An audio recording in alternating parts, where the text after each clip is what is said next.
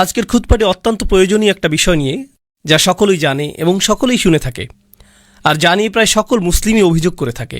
আর তা হলো উম্মার মাঝে ঐক্য এবং আমাদের সকলের একতাবদ্ধ হয়ে অবিচ্ছিন্ন একটি ভ্রাতৃত্বের সম্পর্ক গড়ে তোলা। এটা এমন বিষয় যা আপনি প্রতিদিনই লঙ্ঘিত হতে দেখবেন। আর আমরা সকলেই জানি যে উম্মার মাঝে দুর্বলতা এসেছে ঐক্যের অভাব থেকেই। যদি আমরা একটা ঐক্যবদ্ধ শক্তি হতাম, এমনকি 4টি পরিবার ঐক্যবদ্ধ হলে, 4টি গোত্র ঐক্যবদ্ধ হলে, 4টি শহর ঐক্যবদ্ধ হলে, 4টি দেশ ঐক্যবদ্ধ হলে সেটা একটা শক্তিতে পরিণত হয়, তাহলে গোটা পৃথিবীর 20% মানুষ সম্পর্কে আপনি কি বলবেন? তো এটা এমন একটা দুর্বলতা যা সম্পর্কে আমরা সকলেই অবগত। একই সাথে যখন আমরা ইসলামের শত্রু এবং এই উম্মার শত্রুদের ক্ষমতা এবং শক্তিমত্তা নিয়ে কথা বলি, যখন আমরা ইসরায়েলের মতো গণহত্যাকারী উন্মাদদের কথা চিন্তা করি, যা বিশ্ববাসীর চোখের সামনে নির্বিচারে গণহত্যা চালিয়ে যাচ্ছে, আর মুসলিমরা দাঁড়িয়ে দাঁড়িয়ে তা দেখছে, আমাদের মাঝে হতাশা আসে নিজেদের দুর্বলতার জন্য। কিন্তু আপনি হতাশ হওয়ার মাধ্যমে আর রাগান্বিত হওয়ার মাধ্যমে এর সমাধান করতে পারবেন না। কেন আমরা পক্ষাঘাতগ্রস্ত হয়ে রয়েছি? এই প্রশ্নটির সবচেয়ে যুক্তিসঙ্গত উত্তর হলো, আমরা ঐক্যবদ্ধ নই, আমাদের একক কণ্ঠ নেই, আমরা একক সত্তা হিসাবে কথা বলি না। আর আপনি সেটা অর্জনই বা করবেন কিভাবে? এটা অর্জন করাকে প্রায় অসম্ভব বলে মনে হয়। শত্রুদের উপায় উপকরণগুলোর কথা আপাতত ভুলে যান। যারা উম্মার অনিষ্ট চায় তাদের অর্থনৈতিক, প্রযুক্তিগত, অর্থসংস্থানগত, সামরিক উপায় উপকরণগুলোর কথা ভুলে যান। সেটা এমনকি বড় কোনো সমস্যাও না। প্রকৃত সমস্যা হলো আভ্যন্তরীণ সমস্যা। প্রকৃত সমস্যা হলো আমাদের নিজেদের ভিতরে যা রয়েছে। আমি উম্মার ঐক্য নিয়ে ভাষা কোনো বক্তব্য দিয়ে ক্ষান্ত হতে চাই না, কারণ আপনারা এরকম হাজার হাজার বক্তব্য শুনেছেন, আমিও শুনেছি। এজন্য আমি আসলেই সমস্যার গোড়া থেকে শুরু করতে চাই। আসুন বিষয়টা নিয়ে ভিন্নভাবে চিন্তা করি। ধরুন আপনি চমৎকার একটা ভূমি দেখতে পেলেন, যেখানে কোনো কিছু জন্মাচ্ছে না, এটাতে কোনো কিছু জন্মাচ্ছে না। আর আপনি বলছেন, এখানে কেন কিছু জন্মাচ্ছে না? কি হলো এই ভূমিটার? আপনি তো কোনো বীজ বপন করেননি, আপনি মাটির যত্ন নেননি, আপনি সেচ দেননি, আর এখন অভিযোগ করছেন যে এখানে কিছু জন্মাচ্ছে না কেন? আপনি বীজ বপন করলেন, সেচ প্রদান করলেন, পর্যাপ্ত সূর্যের আলো নিশ্চিত করলেন, এটাও নিশ্চিত করলেন যে নিয়মিত পোকামাকড় এবং আগাছা পরিষ্কার করা হচ্ছে। যদি আপনি তা না করেন, তাহলে অভিযোগ করার কোনো অধিকার আপনার নেই। আর যদি আপনি তা করেন, যদি আমি তা করি, সেক্ষেত্রেও আমি গতকাল একটা বীজ বপন করে আজকেই বলতে পারি না যে আমার গাছ কোথায়, কেন আমি কোনো গাছ দেখতে পাচ্ছি না, এরপর তা ভুলেই গেলেন। কেন আমি দুশ্চিন্তা করছি? আমার এত খেয়াল করারই বা দরকার কি? পরিপক্ক চিন্তা এভাবে কাজ করে না। এভাবে আমরা শক্তি অর্জন করব না। আপনাকে একটা বিষয় তত্ত্বাবধান করতে হবে, উন্নতি সাধন করতে হবে, আবাদ করতে হবে, এরপরে অবশেষে আপনি ফলাফল পাবেন। আমরা এখানে মুসলিম ঐক্য নিয়ে কথা বলছি। একটা মুহূর্তের জন্য মুসলিমদের কথা ভুলে যান। এমন মানুষদের কথা চিন্তা করুন যারা আল্লাহ এবং রসুল সাল্লাল্লাহু আলাইহি সাল্লামের ভালোবাসার জন্য ঐক্যবদ্ধ না। এমন মানুষদের কথা চিন্তা করুন যারা অর্থের প্রতি ভালোবাসার কারণে ঐক্যবদ্ধ। মাল্টিবিলিয়ন ডলার কর্পোরেশনগুলোর কথা চিন্তা করুন। ওকে, তাদের রয়েছে ভিন্ন ভিন্ন বিভাগ, ভিন্ন ভিন্ন অবস্থান, ভিন্ন ভিন্ন অফিস। আবার সেই অফিসগুলোর ভিতরেও আভ্যন্তরীণ কোন্দল রয়েছে। সেই মানুষগুলো একে অপরের সাথে একত্র নয়, বরং তারা একে অপরের অনিষ্ট করার চেষ্টায় রত। তো এই কোম্পানিগুলো কি করে? তারা মাল্টিমিলিয়ন ডলার ব্যয় করে টিম বিল্ডিং, কোম্পানির সংহতি রক্ষার অনুশীলন, অফিস পার্টি এবং এই ধরনের সকল কার্যক্রম পরিচালনা করে, শুধুমাত্র কর্মচারীরা যাতে একে অপরের সাথে ঐক্যবদ্ধ থাকে, যাতে একে অপরের সাথে অন্তর্গত কোন্দলে না জড়ায় এবং একে অপরের সাথে একত্রতা অনুভব করে। কিন্তু এই পেশাজীবীদেরকে ঐক্যবদ্ধ করার পেছনের কারণটি কি? এই প্রকৌশলীদের, প্রোগ্রামারদের, হিসাবরক্ষকদের, ডিজাইনারদের, সকল মানুষদেরকে যা ঐক্যবদ্ধ করেছে তা হলো আমাদের সকলকে আরও বেশি অর্থ উপার্জন করতে হবে। আর বছর শেষে তারা কি উদযাপন করে? আমাদের বিক্রয় 20% বৃদ্ধি পেয়েছে। এটাই আমাদেরকে ঐক্যবদ্ধ করেছে। এজন্যই আমরা অদম্য একটা শক্তি। তাদের চিন্তায় এই অর্থনৈতিক উদ্দীপনাটাই তাদেরকে ঐক্যবদ্ধ করেছে। এটাই তাদের সম্পূর্ণ প্রেরণাকে তাড়িত করে। তো প্রথম একটা বিষয় আমি আপনাদেরকে বলতে পারি যে এমন মানুষ রয়েছে যারা অন্যথা একে অপরকে ঘৃণা করত, কিন্তু অভিন্ন একটা উদ্দেশ্যে তারা একতাবদ্ধ। আর কখনো কখনো সেই অভিন্ন উদ্দেশ্য তেমন গুরুত্বপূর্ণ নাও হতে পারে। এটা হতে পারে শুধু অর্থ অথবা শুধু খ্যাতি, হতে পারে দুইজন খেলোয়াড় যারা একে অপরকে ঘৃণা করে, কিন্তু তারা একই দলে থেকে এক হয়ে চ্যাম্পিয়নশিপের জন্য লড়াই করে। তারা একই দলে ঐক্যবদ্ধ থাকার অভিনয় করছে। সে বল পাস করা থেকে বিরত থাকবে না এজন্য যে অপর ব্যক্তিটিকে সে পছন্দ করছে না। আর যদি সে এটা করে তাহলে তার ক্যারিয়ার শেষ। তারাও দলবদ্ধ থাকার অভিনয় করে। কিন্তু এই সকল অবস্থায়, আমার দেওয়া উদাহরণগুলোতে এই সকল অবস্থায় একটা বিষয় উপস্থিত: আন্তরিকতার অভাব। আমি শুধু তোমার সাথে ঐক্যবদ্ধ কারণ আমাদেরকে এই খেলায় জিততে হবে। আমি শুধু তোমার সাথে ঐক্যবদ্ধ কারণ আমাদেরকে পণ্য বিক্রয় করতে হবে। এর বাইরে তুমি পাহাড় থেকে নিচে পড়ে যাও, আমার কিছু যায় আসে না। এর বাইরে আমি তোমার সাথে এক কক্ষেও থাকতে চাই না। তুমি যে যুক্তি প্রদান করো আমি সেগুলো সহ্যও করতে চাই না। বুঝতে পারছেন? এখানে বস্তুগত একটা উদ্দেশ্য রয়েছে যা মানুষকে ঐক্যবদ্ধ করেছে। এটা না হলে তারা পরোয়াই করতো না। যখন আপনি রাজনীতির কথা চিন্তা করেন, আপনি ডেমোক্রেটিক এবং রিপাবলিকান পার্টি নিয়ে চিন্তা করেন এবং প্রায় গুরুত্বহীন ইন্ডিপেন্ডেন্স পার্টি নিয়ে চিন্তা করেন, কিন্তু এই দলগুলো নিয়ে যখন চিন্তা করেন আপনি মনে করেন যে ডেমোক্রেটরা সকল ঐক্যবদ্ধ, রিপাবলিকানরা সকল ঐক্যবদ্ধ, কিন্তু একই দলের ভিতরের এই লোকগুলো একে অপরকে অপছন্দ করে। তারা বরং একে অপরকে ধ্বংস করতে ভালোবাসবে, যদিও তারা একই দলের অংশ। তাহসাবুহুম জামিআন ওয়া কুলুবুহুম শাত্তা। আল্লাহ বলছেন, তোমরা কি মনে করেছো তাদের হৃদয়গুলো একতাবদ্ধ? তাদের হৃদয়গুলো ছড়ানো ছিটানো। তো প্রশ্ন উঠছে, যখন আল্লাহ আমাদেরকে এক উম্মাহ হওয়ার আহ্বান জানাচ্ছেন যে আমাদেরকে এক উম্মাহ হতে হবে, সেক্ষেত্রে আমাদেরকে জানতে হবে যে সেই জিনিসটা কি যা আমাদেরকে ঐক্যবদ্ধ করেছে। ঠিক কোন জিনিসটি আমাদেরকে ঐক্যবদ্ধ করেছে? আর আমাদেরকে ঐক্যবদ্ধকারী প্রেরণাটা যদি আসলে সবচেয়ে শক্তিশালী প্রেরণা হয়, তাহলে সেই ঐক্যটি অত্যন্ত মজবুত হবে। কিন্তু ঐক্যবদ্ধকারী প্রেরণাটি যদি ক্ষীণ হয়, তাহলে ঐক্যটিও দুর্বল হবে। ঐক্যটি সেই জিনিসের মতোই দুর্বল হবে যা আমাদেরকে একত্রিত করেছে। উদাহরণস্বরূপ, এখন আমরা এই মসজিদে বসে আছি, আর আপনারা অনেকেই কাজ থেকে এসেছেন, অনেকে এসেছেন বাসা থেকে, অনেকে এসেছেন আপনাদের ব্যবসা প্রতিষ্ঠান থেকে। আপনারা সকলেই এসে একত্রে এই মসজিদে বসেছেন। পুরুষেরা আছেন, নারীরা রয়েছেন, শিশুরা রয়েছে, আর আমরা সকলেই যারা এখানে একত্রিত হয়েছি, আমরা ঐক্যবদ্ধ হয়েছি আল্লাহর ইবাদত করার অভিপ্রায় নিয়ে। এজন্যই আমরা ঐক্যবদ্ধ হয়েছি। কিন্তু এই আলোচনার পরে আমরা সকলে পৃথকভাবে ফিরে যাব। তো যদিও এখানে আমরা কয়েকশো মানুষ থাকি, কয়েক হাজারও থাকি, আমরা একত্রিত হয়েছি ঠিকই, কিন্তু আসলে আমরা 1000 স্বতন্ত্র ব্যক্তি। আমরা আসলাম এবং একসাথে একটি কাজ করলাম, তারপর আমরা চলে গেলাম, এটুকুই। এটা ঐক্যের বহিঃপ্রকাশ নয়, এটা হলো সম্মিলিত একটা উদ্দেশ্যের বহিঃপ্রকাশ। আমাদের শুধু সম্মিলিত একটা উদ্দেশ্য ছিল, আমাদের সকলের উদ্দেশ্য ছিল জুমার নামাজ আদায় করা, এটুকুই। এটা দ্বারা এটা বোঝায় না যে এই সম্প্রদায়টি ঐক্যবদ্ধ, কোনোভাবেই এটা প্রদর্শন করে না। এখানে আমাদের উদ্দেশ্য হলো ইবাদত করা। কিন্তু আপনি যদি শুধু একটি উদ্দেশ্য দ্বারা ঐক্যবদ্ধ হন, আর এটাই যদি হয় সব, তাহলে যখনই সেই উদ্দেশ্য সমাপ্ত হবে আপনার ঐক্যও শেষ হয়ে যাবে, অন্য আর কিছুর প্রয়োজন হবে না। আমি শুধু চাই যে আমার সন্তানেরা মসজিদে যাক, আমি শুধু চাই যে আমার সন্তান কিছুটা কোরআন শিখুক, আমি শুধু কোনোভাবে ইসলামের সাথে সম্পর্ক অনুভব করতে চাই, এটুকুই। যদি এটাই আপনার উদ্দেশ্য হয় তাহলে এটুকুই পাবেন। যখন সেটা পূরণ হবে আপনার আর কোনো প্রয়োজন থাকবে না, আর কোনো লক্ষ্য থাকবে না। কোরআন ঐক্য সম্পর্কে সম্পূর্ণ ভিন্ন একটা চিত্র অঙ্কন করেছে। এটা কোনো একটা কাজের উপর নির্ভরশীল নয়, এটা বড় একটা ঈদের নামাজের উপর নির্ভরশীল নয়। আর প্রতি বছর আমি একই সাথে হাসি এবং কাঁদি যখন শুনি মানুষ ঈদ কবে উদযাপিত হবে তা নিয়ে মতবিরোধী লিপ্ত। কারণ একই দিনে আমাদেরকে ঈদ উদযাপনের ব্যাপারে ঐক্যবদ্ধ হওয়া উচিত। আমি এই বিষয়ে বলি, আসলেই কি তাই?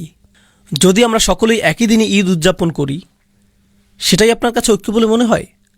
নামাজের সেই 20 মিনিট ঐক্য কি এটুকুই?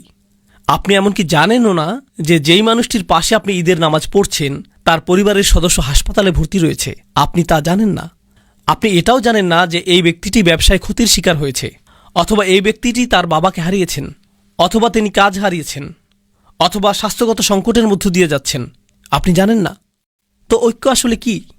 একটা ছবি যা প্রদর্শন করে যে অনেক মানুষ একসাথে দাঁড়িয়ে রয়েছে, এটাই ঐক্য। আমার যুক্তিতে এটা ঐক্যের কৃত্রিম এবং অর্থহীন মানদণ্ড। আর সেজন্যই যখন আমরা অভিযোগ করি যে আমাদের ঐক্য নেই, আমাদের সেই অভিযোগও অর্থহীন। এটা আমার দেওয়া উদাহরণটির মতোই। আপনি একটা ভূমির সামনে দাঁড়িয়ে আছেন যেখানে কিছু জন্মাচ্ছে না, আর আপনি বলছেন, হেই, এখানে তো কোনো কিছুই দেখছি না, কেন আমার জন্য কিছু জন্মানো অবস্থায় নেই? ইতিমধ্যেই তো আমার বাগানে প্রবেশ করার কথা। না না না, যদি আপনি বাগানের মালি হতে প্রস্তুত না হন, সেক্ষেত্রে অভিযোগ করার কিছুই নেই। তো আসুন একটু পেছনে ফিরে যাই এবং এই বিষয়টা নিয়ে চিন্তা করি। প্রথমত এবং প্রধানত আমি পুরুষ মানুষদের উদ্দেশ্য করে বলবো, পর্দার আড়ালের বোনেরা একটু ধৈর্য ধরুন, আপনাদের পালা আসবে। যদি আজকে নাও হয়, অন্য আরেকদিন বলবো ইনশাআল্লাহ। কিন্তু আজ আমি শুধু পুরুষদের উদ্দেশ্য করে বলবো। মুসলিম সমাজের অনেক পুরুষ মানুষের সাথেই আমার অনেক কথোপকথন হয়েছে, সারা পৃথিবীব্যাপী এবং আমেরিকাতেও। পুরুষ মানুষদের কাছ থেকে অন্যতম একটা অনুভূতির কথা আপনি শুনবেন যে সকলেই আমার কাছ থেকে কিছু চায়। আমার পরিবার আমার কাছে চায়, আমার বাবা মা আমার কাছে চায়, আমার সন্তানেরা আমার কাছে চায়, আমার স্ত্রী আমার কাছে চায়, আমার শ্বশুরবাড়ি আমার কাছে চায়, আমার বস আমার কাছে চায়, আমার সমাজ আমার কাছে চায়, প্রত্যেকেই আমার কাছে কিছু চায়। আর সে যদি একটা ফোন কলও পায়, এমনকি কলটি রিসিভ করার আগে সে ধরে নেয় এটা তার উদ্দেশ্য না যে হ্যালো, আমি তোমার খবর নেওয়ার জন্য ফোন করলাম, তুমি কি ভালো আছো, সব কিছু কি ভালো চলছে, চলো একদিন দেখা করি। এমনকি কেউ যদি কল দিয়ে বলে আসসালামু আলাইকুম, তুমি কেমন আছো, এর মধ্যে আপনার মাথায় কাজ করে যে সে কি চাইছে, কি ব্যাপারে কল করেছে, কল করার কারণটা কি। কেউই এজন্য আপনার খোঁজ নেয় না যে তারা আপনার ব্যাপারে মনোযোগী। তারা আপনার খোঁজ নেয় কারণ তারা এমন কিছুর প্রতি মনোযোগী যা আপনি তাদেরকে দিতে পারবেন। তো হয়তো আপনি একটা ক্যাশ বাক্স, অথবা আপনি হয়তো একজন সেবক, আপনি শুধু এটুকুই। আপনি আছেন শুধুমাত্র ব্যবহৃত হওয়ার জন্য। আপনি একটা যন্ত্র যাকে ব্যবহার করা হয়, এটুকুই। কেউ আপনাকে নিয়ে চিন্তা করে না, কেউ আসলে আপনার ভিতরের সত্তাটিকে দেখতে পায় না। আর আপনি মসজিদে আসছেন, এখানে শুনতে পান যে মুসলিমরা সবাই ভাই ভাই, আসসালামু আলাইকুম, এরপর আপনারা একে অপরকে আলিঙ্গন করেন, সালাম এবং দোয়া বিনিময় করেন, এতে সমস্যা নেই। কিন্তু যখনই আপনি বলেন ভাই আমি কি আপনার সাথে একটু কথা বলতে পারি, আমি ব্যস্ত, এই মুহূর্তে একটু ব্যস্ত, কারণ কারোরই আপনার জন্য সময় নেই, কারোরই আপনার জন্য সময় নেই। আর আরও এক ধাপ সামনে আগালে আপনার পরিবার হয়তো আপনার উপর নির্ভরশীল, তারা আপনার উপর নির্ভরশীল। উদাহরণস্বরূপ, আপনি হয়তো উপার্জনকারী, আর আকস্মিক আপনি অসুস্থ হয়ে পড়লেন এবং চাকরি হারিয়ে ফেললেন। আপনি শুধুমাত্র চাকরি হারালেন না, পরিবারে আপনি সম্মানও হারিয়ে ফেললেন। আত্মীয়রা আর আগের মতো আচরণ করছে না। সবসময় তারা আপনাকে কল করত, এখন আর কেউ কলও করে না। তারা আর আপনার খোঁজ নেয় না, খোঁজ রাখে না, বরং যতটা সম্ভব আপনাকে এড়িয়ে চলে। জানেন কেন? কারণ আকস্মিকভাবেই আপনি দানকারীর ভূমিকা থেকে গ্রহণকারীর ভূমিকায় নেমে এসেছেন। তাই কিছু চাইতে পারে এমন কারো থেকে মানুষ দূরে থাকতে চায়। এমনকি আমাদের পরিবারের ভিতরেই যদি এমনটা ঘটে, তাহলে অবস্থাটা কি হতে পারে যখন এই পরিসর বড় হয়ে সমাজ পর্যন্ত বিস্তৃত হয়? তখন কি ঘটে যখন মানুষ অনুভব করে যে কেউ তার কথা চিন্তা করে না? আর আমরা এখানে একটা ভিন্ন ধরনের সমাজে বসবাস করছি। ইউনাইটেড স্টেটস কিন্তু ডেনমার্ক থেকে আলাদা, এটা জার্মানি থেকেও আলাদা, এমনকি এটা কানাডা থেকেও আলাদা। ইউনাইটেড স্টেটস সম্পর্কে এমন কিছু বলছি যা আপনারা নিজেরাও জানেন। এটাকে পুঁজিবাদের নমুনা ধরা হয়। পুঁজিবাদ অর্থ আপনাকে প্রথম হওয়ার প্রতিযোগিতায় নামতে হবে। কেউ আপনার জন্য চিন্তা করবে না, আপনার নিজের চিন্তা নিজেকেই করতে হবে। কেউ আপনার জন্য এগিয়ে আসবে না। আমরা তো শ্বাস প্রশ্বাসের সাথেও পুঁজিবাদ গ্রহণ করছি, আর তার সাথে যোগ হচ্ছে আমাদের সমষ্টিগত জীবন। এটা সত্য যে যদিও আমাদের মধ্যে কিছুটা হলেও সালাম এবং দোয়া বিনিময়ের ভ্রাতৃত্ব সম্পর্ক রয়েছে, এটা নেহাত আনুষ্ঠানিকতার সীমা অতিক্রম করে না। কিন্তু এটা প্রকৃত ভ্রাতৃত্ব নয়। প্রকৃত ভ্রাতৃত্ব পরীক্ষার একটা পদ্ধতি বলে দিচ্ছি। আমি যদি আসলেই সমস্যার মধ্য দিয়ে যাই, তৎক্ষণাৎ এমন কারো কথা কি মনে পড়ে যাকে আমি কল করতে পারি? কাকে কল করার কথা তাৎক্ষণিক আমার মনে পড়ে? মসজিদের ভাইদের কথা কি মনে পড়ে? যাদের সাথে আমি চলি তাদের কথা কি মনে পড়ে? কার কথা মনে পড়ে? আপনি যদি সেরকম কাউকে পান, তাহলে আপনার জীবনে কিছুটা ভ্রাতৃত্ব রয়েছে। কিন্তু আপনি যদি দুইবার ভাবেন এই ব্যক্তিকে বললে সে আমার সম্পর্কে কি ভাববে, এই ব্যক্তিকে বললে সে কিভাবে এটা আমার বিরুদ্ধে ব্যবহার করবে, আপনাকে যাচাই বাছাই করতে হয় আপনার সমস্যাটি কোনো ব্যক্তিকে খুলে বলবেন কিনা, কারণ আপনি নিশ্চিত না যে সে এই কথা আরও 20 জনের সাথে বলে বেড়াবে কিনা। তখন আপনি ঈদের দিনে উত্তপ্ত আলোচনার বস্তুতে পরিণত হবেন। জানেন ওই ভাইটি আমাকে কি বলেছে, কি ঘটেছে তার সাথে? ও মাই গড! আপনি অন্য কারো উপভোগের গল্পে পরিণত হতে চান না, এই জন্য নিজের মুখ বন্ধ রাখেন। জানেন এর অর্থ কি? আপনার জীবনে ভ্রাতৃত্ব অনুপস্থিত। একজন ইমানদার অপর ইমানদারকে যে সতর প্রদান করার কথা, সেটা আপনার নেই, আপনার তা নেই। আসুন আরও এক ধাপ এগিয়ে যাই, সেই আয়াতটিতে যাওয়ার আগে যা আমি আসলেই আপনাদের সাথে শেয়ার করতে চাই। আরেক ধাপ এগিয়ে যাই। আমাদের সমাজে এমন তরুণ অথবা বৃদ্ধ মানুষ রয়েছেন যারা ব্যর্থ হয়েছেন। ব্যর্থতাও জীবনেরই অংশ। আপনি কোনো পরীক্ষায় অকৃতকার্য হলেন, এটা ঘটতেই পারে। চাকুরির পরীক্ষায় ব্যর্থ হলেন, এটা ঘটতেই পারে। আপনি ধর্ম পালনেও ব্যর্থ হতে পারেন। কোনো তরুণ হতাশার শিকার হয়ে মদ্যপান শুরু করতে পারে, এটা ঘটতে পারে। কেউ হারাম সম্পর্কে জড়িয়ে পড়তে পারে, এরপর ড্রাগ, মদ্যপান এবং এ জাতীয় আরও অন্ধকার পথ বেছে নিতে পারে, আরও খারাপ পথেও যেতে পারে। সে আরও নিচে চলে যেতে পারে। আপনি যদি আপনার শিশু সন্তানটিকে নিয়ে হাঁটেন আর শিশুটি পড়ে যায়, তখন আপনি কি করেন? আপনি তাকে তুলে নেন, তাকে মুছে দিবেন। যদি সে আঘাত পায়, সেখানে ব্যান্ডেজ লাগিয়ে দিবেন, অ্যান্টিসেপটিক লাগিয়ে দিবেন। তাকে সেরে ওঠার সুযোগ দিবেন যাতে সে সুস্থ হয়ে ওঠে। আমাদের সমাজে কি ঘটে, কি হয় যখন আমাদের পরিসরে কেউ নিচে পড়ে যায়? ও মাই গড, আস্তাগফিরুল্লাহ। এই যুগের তরুণদেরকে দেখো, জানো কি দেখলাম? আব্দুল করিম কি করেছে জানো? লা হাওলা ওয়ালা কুওয়াতা ইল্লা বিল্লাহ। আমি তাকে অমুক জায়গা থেকে বের হতে দেখলাম। ইন্না লিল্লাহি ওয়া ইন্না ইলাইহি রাজিউন। কেউ একজনের তার সাথে কথা বলা উচিত। জানেন বিষয়টা কি? সেই ব্যক্তিটি হয়তো একটি পাপ কাজ করেছে, আমি বলবো যে আপনি তার চেয়েও বড় পাপ কাজ করেছেন। সেটা যদি আল্লাহর বিরুদ্ধে করা অপরাধ হয়ে থাকে, আপনিও তো নিজের মুখ ব্যবহার করে অন্য মানুষের সামনে অপর এক ভাইয়ের মর্যাদা নষ্ট করেছেন। আর আস্তাগফিরুল্লাহ বলছেন যেন আপনি প্রকৃতই তার ভালো চাইছেন। কারণ আপনি যদি প্রকৃতই ভালো চাইতেন, প্রথমত আপনার মুখ বন্ধ থাকতো, আর একমাত্র তখন এটা খুলতো যখন আপনি তার কাছে গিয়ে তাকে জড়িয়ে ধরে বলতেন, যদি কখনো প্রয়োজন হয় আপনার কথা শোনার জন্য আমি সদা প্রস্তুত, আর আমি মারা গেলেও আপনার এই গোপনীয়তা প্রকাশ করব না। সেটাই হতো ভ্রাতৃত্ব সুলভ আচরণ। এখন যা করছেন তা ভ্রাতৃত্ব নয়। আমি আমাদের তরুণদের নিয়ে উদ্বিগ্ন। এটা ভ্রাতৃত্ব না। আমি জানি না এটা কি, তবে কমপক্ষে এটা যে অগোচরে আক্রমণ সেটা তো বলাই যায়। কিন্তু এই বাস্তবতাটি আমি আমার জন্য সৃষ্টি করেছি। তারপর আমরা এই কথা বলার ধৃষ্টতা দেখাই যে উম্মাহ কেন ঐক্যবদ্ধ নয়? কোটি কোটি মানুষ রয়েছে। আরে ভাই, আপনি কি আমাদের 1 ডজন মানুষকে ঐক্যবদ্ধ দেখাতে পারবেন? 2 ডজনকে দেখাতে পারবেন? কোটি কোটি মানুষের একতা নিয়ে কথা বলার আগে কয়েকশো ঐক্যবদ্ধ মুসলিম দেখাতে পারবেন?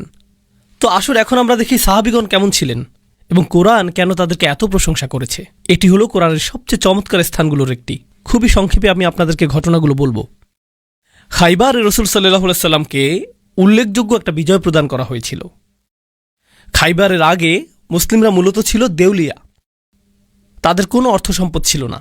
খাইবারের পরে আকস্মিকভাবে তারা কোটিপতি হয়ে গেলেন। কোটি কোটি টাকা আসতে লাগলো। এখনকার সময়ের অর্থের মাপকাঠিতে হিসেব করলে কোটি কোটি টাকার আবাসন, কৃষিভূমি, পুনরাবর্তিত মুনাফা, এই সব কিছু আকস্মিকভাবে মদিনায় চলে আসলো। আর এটা ঘটার ঠিক আগেও মুসলিমরা কোনো রকমে টিকে ছিল। হাদিসে এমন বর্ণনা এসেছে যে রাসূল সাল্লাল্লাহু আলাইহি সাল্লামের কন্যা 2-3 দিন যাবৎ অনাহারে থাকা সত্ত্বেও তার নিজের কন্যাকে ফিরিয়ে দিতে হয়েছিল, কারণ তার কাছেও খাবারের কিছু ছিল না, আর তিনি তার পেটে পাথর বেঁধে রাখতেন ক্ষুধার যন্ত্রণা লাঘবের জন্য। এরকমই ছিল মুসলিমদের অবস্থা। তিনি ছিলেন মদিনার রাষ্ট্রনায়ক, আর অনাহারে দিন কাটত। আর তারপর খাইবারের পরে আকস্মিকভাবে কোটি কোটি টাকা আসতে শুরু করলো। এখন এই বিষয়টি নিয়ে এক মুহূর্ত চিন্তা করুন। মুহাজিরগণ মক্কা থেকে এসেছিলেন, তাই না? তারা সব কিছু পিছনে ফেলে এসেছিলেন, কিন্তু মদিনার মানুষেরা প্রথম থেকেই দরিদ্র। তারা ধনী ছিলেন না। তাদের 3টা শয়নকক্ষ বিশিষ্ট ঘর ছিল না, 2টা শয়নকক্ষ বিশিষ্ট ঘরও ছিল না, তাদের এমনকি শয়নকক্ষও ছিল না। কিন্তু এখন এই মানুষগুলো সব আসলো, আর তাদেরও কোথাও থাকতে হবে। তখন আনসারগণ কি করলেন? মদিনার আনসারগণ যা করলেন, তারা মুহাজিরদেরকে তাদের বাড়িতেই থাকতে দিলেন। তাদের নিজেদেরই তো যথেষ্ট খাবার ছিল না, এখন আরও কিছু ক্ষুধার্ত মুখ তাদের সাথে যুক্ত হলো। বুঝতে পারছেন তো? এই মানুষগুলোর আগমন প্রচুর অর্থনৈতিক চাপ তৈরি করলো। এর উপরে এই অর্থনৈতিক চাপই একমাত্র বিষয় ছিল না। রাসূল সাল্লাল্লাহু আলাইহি সাল্লামের মদিনায় আগমনের 6 মাস পরেই তারা যুদ্ধের প্রস্তুতি শুরু করলেন। বদরের যুদ্ধ শুরু হবার উপক্রম হলো। আর আপনি যখন যুদ্ধের প্রস্তুতি গ্রহণ করেন, আপনাকে এটা জেনে রাখতে হবে যে যুদ্ধ ব্যয়বহুল। যুদ্ধের জন্য কে খরচ করবে? মুহাজিরদের কাছে তো কোনো অর্থ নেই, কারণ তারা সকল অর্থ পেছনে ফেলে এসেছেন। এখন এই সকল ব্যয় বহন কে করবে? আনসাররা।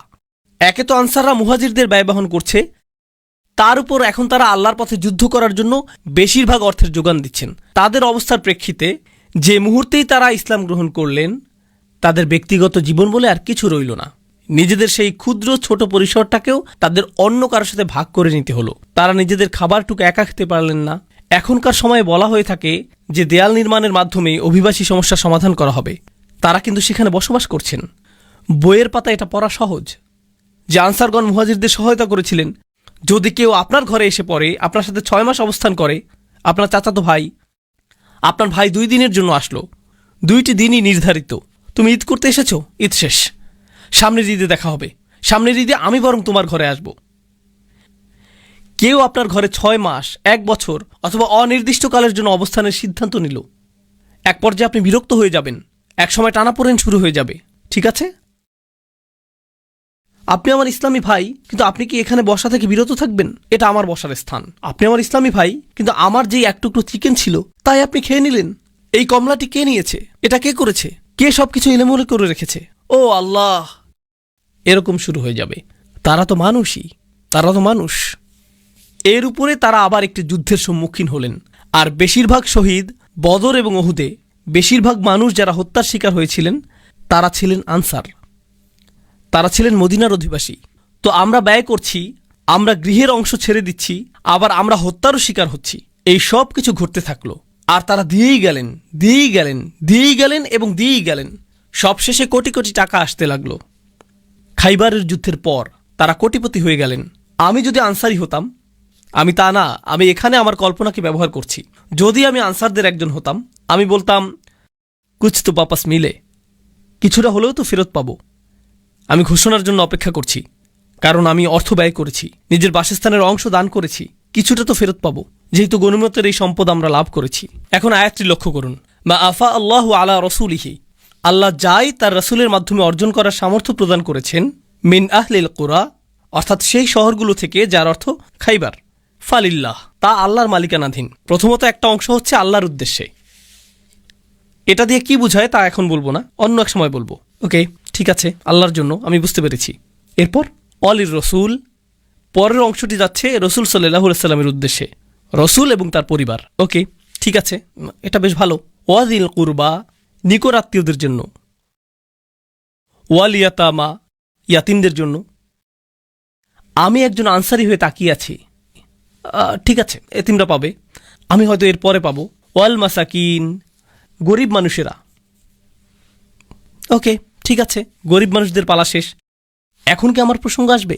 ওয়াবনিস সাবিল, যে মানুষেরা ভ্রমণরত, তাদের সাহায্য প্রয়োজন, কিছু অর্থ তাদের কাছেও যাবে। ঠিক আছে, তারপর এই আয়াতটির শেষে আল্লাহ বলছেন, মা আতাকুমুর রাসূলু ফাখুযুহু, আল্লাহ রসুল তোমাদের জন্য যা নীতি নির্ধারণ করেন তা গ্রহণ করো। ওমা নাহাকুম আনহু ফান্তাহু, আর তিনি যা নিষেধ করেন তা থেকে বিরত থাকো। ঠিক আছে, এখন পরবর্তী আয়াত, পরবর্তী গ্রহীতার কথা আসছে। লিল ফুকারা ইল মুহাজিরিন আল্লাযীনা উখরিজু মিন দিয়ারিহিম ওয়া আমওয়ালিহিম ইয়াবতাগুনা ফাদলাম মিনাল্লাহি ওয়া রিদওয়ানা, কপরদকহীন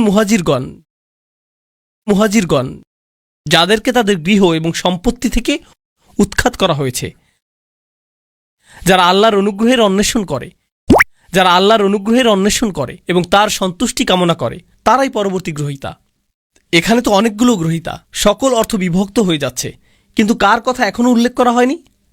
আনসারদের কথা উল্লেখ করা হয়নি। আর আনসারগণই সবচেয়ে বেশি অর্থ ব্যয় করেছিলেন, কিন্তু তাদের কথা এখনো আসেনি। সব শেষে আল্লাহ তাদের প্রসঙ্গ উল্লেখ করে বলছেন, ওয়াল্লাযীনা তাবাওয়াদ-দার ওয়াল ঈমান। শুধু লক্ষ্য করুন কিভাবে আল্লাহ তাদের সম্পর্কে বলছেন। আমি এই সব কিছু বলছি শুধু এটা দেখানোর জন্য যে কি চমৎকারভাবে আল্লাহ তাদের সম্পর্কে বলেছেন।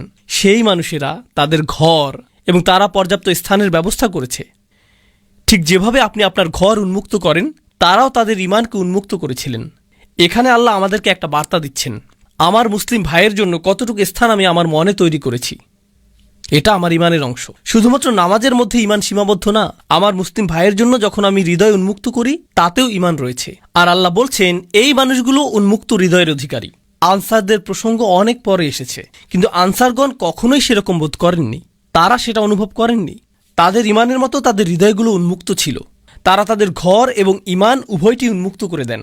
মিন ক্বাবলিহিম, তাদের আগমনের পূর্বেই, ইউহিব্বুনা মান হাজারা ইলাইহিম। কথাগুলো তেলাওয়াত করা খুবই সহজ, কিন্তু অনুধাবন করা খুবই কঠিন। তিনি বলছেন তারা ভালোবাসেন তাদেরকে যারা তাদের কাছে আশ্রয় গ্রহণ করেছেন। ইয়া আল্লাহ, এটা যদি আপনার এবং আমার বিষয়ে বলা হতো, কথাটা এরকম হতো, তারা কোনো রকমের সহ্য করছে তাদেরকে যারা তাদের কাছে আশ্রয় গ্রহণ করেছে। তারা প্রায় তাদেরকে হত্যা করার দ্বারপ্রান্তে পৌঁছে গিয়েছে যারা তাদের কাছে আশ্রয় গ্রহণ করেছে। তারা কামনা করেছে যে যারা তাদের কাছে আশ্রয় গ্রহণ করেছে তারা যাতে নিজ এলাকায় ফিরে যায়। মুনাফিকরাই এই কথাগুলো বলেছিল, লা ইরজা'না ইলাল মাদিনাতি লা ইখরিজান্নাল আ'আজ্জু মিনাল আযাল। এই কথাটাই মুনাফিকরা বলেছিল যে তাদের নিজ এলাকায় ফেরত যাওয়া উচিত, এটাই তারা বলেছিল। তো এর অর্থ কি? আপনার মুসলিম ভাইয়ের জন্য হৃদয় উন্মুক্ত করা, তার সকল প্রয়োজন পূরণ করা, শুধুমাত্র অর্থনৈতিক প্রয়োজনই না, এর দ্বারা শুধুমাত্র অর্থনৈতিক সাহায্যই বোঝাচ্ছে না, এর দ্বারা বোঝাচ্ছে যে আপনি নিজের হৃদয়ে স্থান তৈরি করবেন যাতে কোনো একজন আক্ষরিকভাবেই আপনার গৃহে আশ্রয় পেতে পারে। তাই আল্লাহ বলছেন, ইউহিব্বুনা মান হাজারা ইলাইহিম ওয়ালা ইয়াজিদুনা ফি সুদুরিহিম হাজাতাম মিম্মা উতু। অর্থাৎ যেই দায়িত্ব তাদেরকে প্রদান করা হয়েছে তার কারণে তারা নিজেদের হৃদয়ে কোনো অস্বস্তি রাখে না। তারা কখনোই অস্বস্তি অনুভব করে না, কারণ তারা কাউকে সহায়তা করছেন।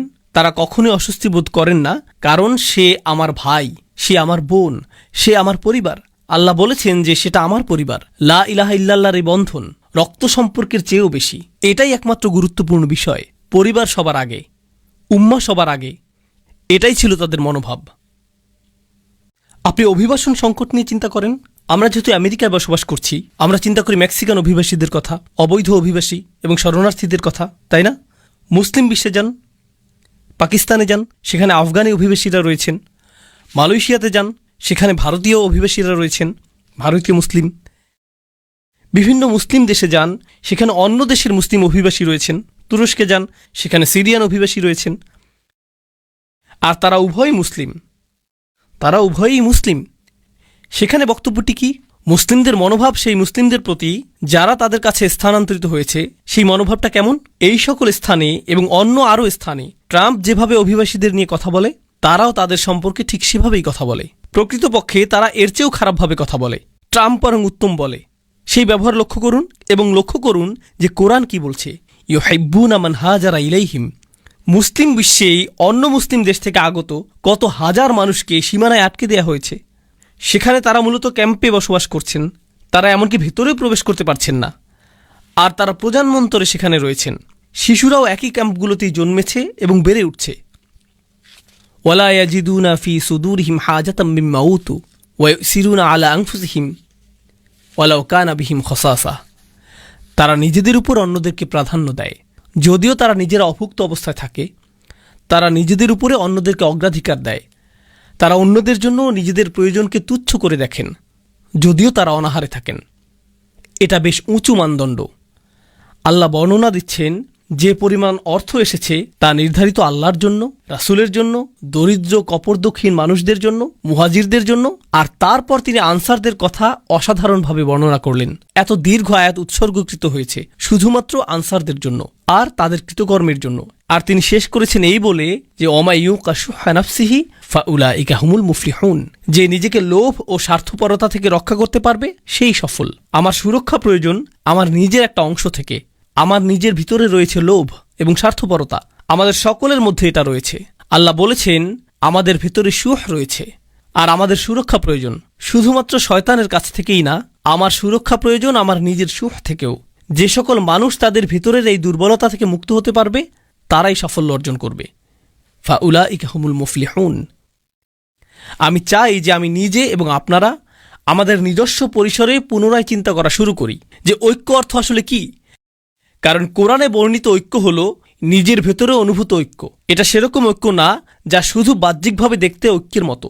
এটা ঐক্য না যে আমরা একই রকম কথা বলি, অথবা আমরা একই রকম পোশাক পরি, অথবা আমরা একই মাযহাব অনুসরণ করি তাই আমরা ঐক্যবদ্ধ, আমাদের দাড়ির দৈর্ঘ্য সমান তাই আমরা ঐক্যবদ্ধ, অথবা আমাদের কাপড় সমান মাপে টাকনুর উপর থাকে তাই আমরা ঐক্যবদ্ধ, আমরা একই বক্তার আলোচনা শুনি তাই আমরা ঐক্যবদ্ধ। এগুলো সবই অযৌক্তিক, এগুলো সবই অর্থহীন। প্রকৃত ঐক্য হলো যখনই আপনি কোনো মুসলিম ভাইকে দেখেন, যেই মুহূর্তে তিনি আপনাকে সালাম দেন অন্য সকল প্রতিবন্ধকতা অদৃশ্য হয়ে যায়। ওয়ালা তাকুলু লিমান আলকা ইলাইকুমুস সালামা লাস্তা মুমিনান। এটুকুই যথেষ্ট। তারা আপনার ভাই, আপনি তাদের জন্য সদা প্রস্তুত, তারা আপনার জন্য সদা প্রস্তুত। আমরা ঐক্যের প্রকৃত অর্থ জানব না যদি আমরা এটা নির্মাণ না করি, যদি আমরা এটাকে লালন না করি। আর আপনি এবং আমি এটাকে লালন করতে পারবো যদি আমাদের নিজেদের ব্যক্তিগত পরিসর থেকে ঐক্যের চর্চা সৃষ্টি করা শুরু করি এবং মানুষের সাথে সম্পর্ক তৈরি শুরু করি। এই বিষয়ে আমি সর্বশেষ একটি কথা বলবো। ইতিমধ্যেই বক্তব্য দীর্ঘায়িত হয়ে গিয়েছে। সর্বশেষ যে কথাটি বলবো তা হলো, আমি 18-19 বছর বয়স থেকেই মুসলিমদের মাঝে কাজ করছি। খুতবা, দার্স এবং সক্রিয় কার্যক্রমগুলোতে যুক্ত ছিলাম। এটা প্রায় 25-26 বছর আগের কথা। আমি এই কার্যক্রমে দীর্ঘ সময় ধরে সংযুক্ত। আমি অনেক হালাকায় যোগ দিয়েছি, অনেক ইমামের সাথে ঘুরে বেরিয়েছি এবং যারা ইসলামী সম্মেলনের আয়োজন করে এই মানুষদের পরিসরে যুক্ত ছিলাম। আর এই পরিসরে আপনি বন্ধুত্ব তৈরি করেন, তাদের সাথে আপনি কথা বলেন ইসলাম নিয়ে, আপনি কথা বলেন উম্মার সমস্যা নিয়ে, আপনি অমুক আয়াত নিয়ে কথা বলেন, আপনি অমুক হাদিস নিয়ে কথা বলেন, আপনি ইতিহাস নিয়ে কথা বলেন। জানেন এই 25 বছর যাবৎ আমার পরিসরের মধ্যে একটা জিনিস রয়েছে যা নিয়ে কেউ কথা বলেনি, আর আমিও এটা নিয়ে কারোর সাথে কথা বলিনি। আর তা হলো তাদের ব্যক্তিগত জীবনে তারা কি কি সমস্যার মধ্য দিয়ে যাচ্ছেন। আমার পরিসরের মধ্যে এমন মানুষ ছিলেন যারা সকল ধরনের সমস্যার সাথে লড়াই করে যাচ্ছিলেন। বিষণ্ণতা, দুশ্চিন্তা, এমনকি কখনো কখনো আত্মহত্যার চিন্তা, বিবাহ বিচ্ছেদের কষ্ট, সন্তান লালন পালন, ভিসা বাতিল হওয়া, সব ধরনের সমস্যা ঘটে যাচ্ছে। আপনার জানার বাইরে থেকে যাচ্ছে। কারণ তারা এটা জানে যে এসব বিষয়ে কথা বলার জায়গা এটা না। তাদের মনোযোগের কেন্দ্রবিন্দু হলো শুধু হালাকা। তাদের মনোযোগ হলো তুমি কি এই প্রোগ্রামটা করতে পারবে, এটাই তাদের মনোযোগের বিষয়, এটুকুই। আর তুলনা করার জন্য আমি খ্রিস্টানদের একটা গির্জায় গিয়েছিলাম, শুধু দেখার জন্য যে তারা কি করে। এক বুধবার রাতে গিয়েছিলাম, এখানকার স্থানীয় একটা গির্জা। তারা গোল হয়ে বসে, প্রথমে 5-7 মিনিট তারা গান গায় এবং এই জাতীয় কিছু কাজ করে। এরপর 1 ঘন্টা অতিবাহিত করে। জানেন সেই 1 ঘন্টায় তারা কি করে? সেখানকার পাদ্রী একজনকে বললেন, এই তোমার নাম কি? আমার নাম ফ্রাঙ্ক। তোমার নিজের সম্পর্কে কিছুটা বলো ফ্রাঙ্ক। এটা এটা এটা এটা তোমার এমন কি কোনো বিষয় আছে যার জন্য আমরা সবাই প্রার্থনা করতে পারি? হ্যাঁ, আমার মেয়ে আমার সাথে কথা বলে না, সেজন্য প্রার্থনা করুন। সকলে আসুন ফ্রাঙ্কের জন্য প্রার্থনা করি।